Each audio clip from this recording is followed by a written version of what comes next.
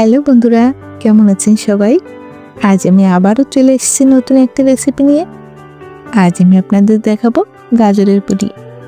এটা খেতে যেমন সুস্বাদু তেমনই বানাতে খুব সহজ। মাত্র কয়েকটি উপকরণ দিয়ে পারফেক্ট পুডিং আপনাদের বানিয়ে দেখাবো। তাহলে চলুন দেখে নেওয়া যাক।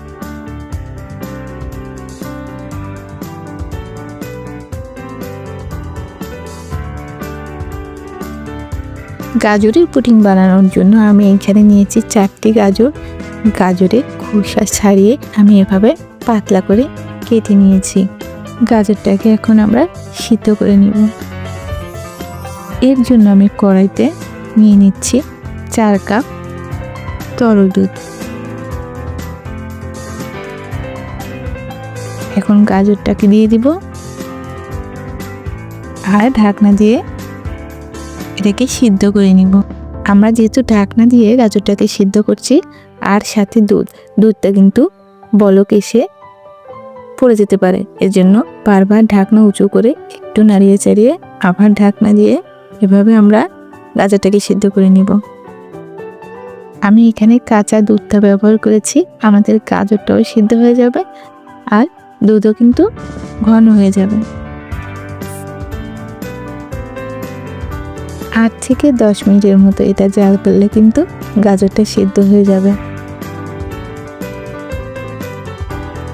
দেখুন আমাদের গাজরটাও সিদ্ধ হয়ে গেছে আর দুধটাও কিন্তু বেশ ঘন হয়ে গেছে। এখন আমরা নামিয়ে নিব। নামানোর পর একটু ঠান্ডা করে আমি ব্লেন্ডারে ব্লেন্ড করে নিয়েছি। এখন দিয়ে দিচ্ছি 1/2 কাপ গুঁড়ো দুধ।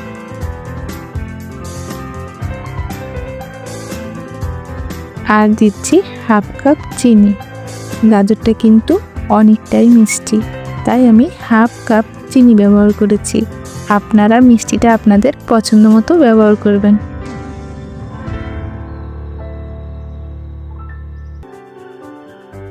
এখন এই মিশ্রণটি আমরা কড়াইতে দিয়ে জাল করে নিব।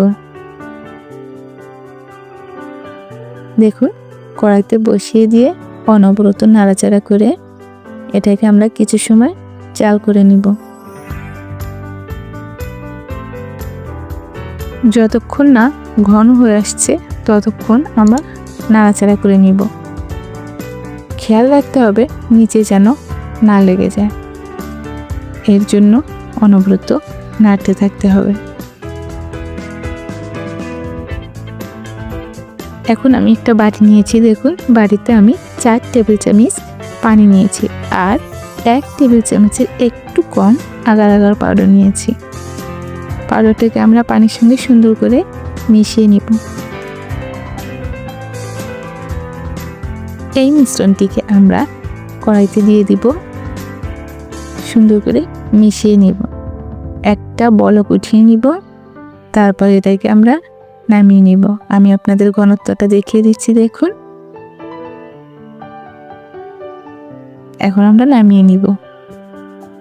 গরম থাকা অবস্থায় মিশ্রণটিকে নামিয়ে নিতে হবে, কোনোভাবেই কিন্তু ঠান্ডা করা যাবে না। আমরা অপেক্ষা করব 10 মিনিট ঠান্ডা করার জন্য। 10 মিনিট পর আমরা ফিরে এসেছি। পুডিংটা কিন্তু সেট হয়ে গেছে। একটা পাত্রে আমরা এটা নামিয়ে নিচ্ছি।